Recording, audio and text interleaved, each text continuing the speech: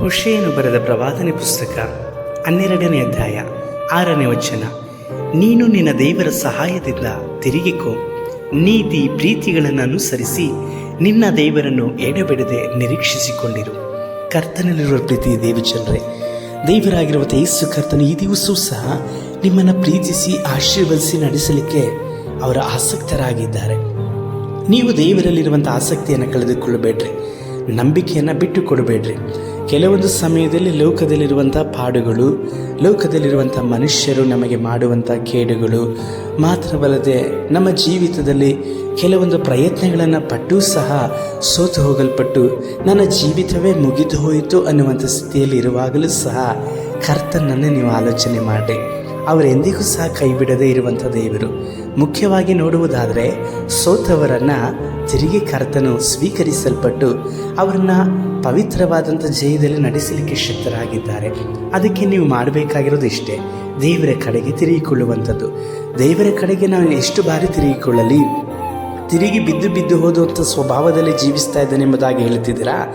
ದೇವರ ಸಹಾಯವನ್ನು ತೆಗೆದುಕೊಂಡು ಪ್ರಯತ್ನ ಮಾಡಿರಿ. ಖಂಡಿತವಾಗಲೂ ದೇವರು ನಿಮಗೆ ಸಹಾಯವನ್ನು ಮಾಡ್ತಾರೆ. ಆ ನಂತರದಲ್ಲಿ ನೀತಿಯನ್ನು ಪ್ರೀತಿಯನ್ನು ಅನುಸರಿಸಲಿಕ್ಕಾಗಿ ದೇವರ ಸಹಾಯಕ್ಕೋಸ್ಕರವಾಗಿ ಒಪ್ಪಿಸಿಕೊಡ್ರಿ.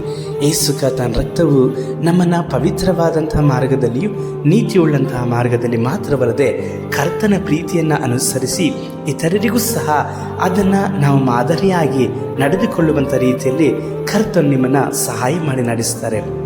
ಎಡೆಬಿಡದಂತೆ ದೇವರನ್ನು ನಿರೀಕ್ಷಿಸಿರಿ, ಮತ್ತೆ ಪ್ರಯತ್ನಿಸಿರಿ. ಕರ್ತನು ನಿಶ್ಚಯವಾಗಿ ಪ್ರಯತ್ನಿಸಿದಂಥವ್ರನ್ನ ಬಿಟ್ಟುಕೊಡುವಂಥ ದೇವರಲ್ಲ. ಕೆಲವೊಂದು ಸಮಯದಲ್ಲಿ ನೀವು ಪ್ರಾರ್ಥನೆ ಮಾಡಿರ್ಬೋದು, ಆ ಪ್ರಾರ್ಥನೆಗಳಿಗೆ ಸರಿಯಾದಂಥ ಉತ್ತರ ದೊರಕದಂತೆ ನಿರಾಶರಾಗಿ ಇರ್ಬೋದು.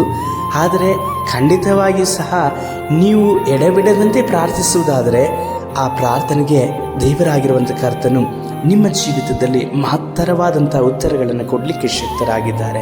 ನಿಮ್ಮ ನಿರೀಕ್ಷೆಯನ್ನು ಕಳೆದುಕೊಳ್ಳಬೇಡ್ರಿ. ಮನುಷ್ಯರ ಭರವಸೆ ನೋಡುವುದಾದರೆ ಅವರು ಬಿದ್ದು ಹೋಗುವಂಥ ಭರವಸೆಗಳನ್ನು ನೀಡುತ್ತಾರೆ. ಎಷ್ಟೋ ಸಮಯಗಳಲ್ಲಿ ಮನುಷ್ಯರ ನೋವುಗಳು, ಅವರು ಕೊಡುವಂಥ ವೇದನೆಗಳು ನಮ್ಮ ಜೀವಿತದಲ್ಲಿ ಬಹಳ ವೇದನೆಯನ್ನು ಕೊಡುವಂಥದ್ದು ಮಾತ್ರವಲ್ಲದೆ ಚಿಂತೆಯನ್ನು ಸಹ, ಜೀವಿತವೇ ಸಾಕು ಅನ್ನುವಂಥ ಸ್ಥಿತಿಗೆ ಹೋಗಲ್ಪಡ್ತದೆ. ಆ ಅನುಭವವನ್ನು ನೀವು ಸಹ ಅನುಭವಿಸಿದ್ದಾರಲ್ವಾ? ಖಂಡಿತ. ಯಾಕಂದರೆ ದೇವರಾಗಿರುವಂಥ ಕರ್ತನು ಮಾತ್ರವೇ ನಿನಗೆ ನಮಗೆ ಶಾಶ್ವತವಾದಂಥವರು. ಅವರ ಮೇಲೆ ನಿರೀಕ್ಷೆ ಇಡ್ರಿ.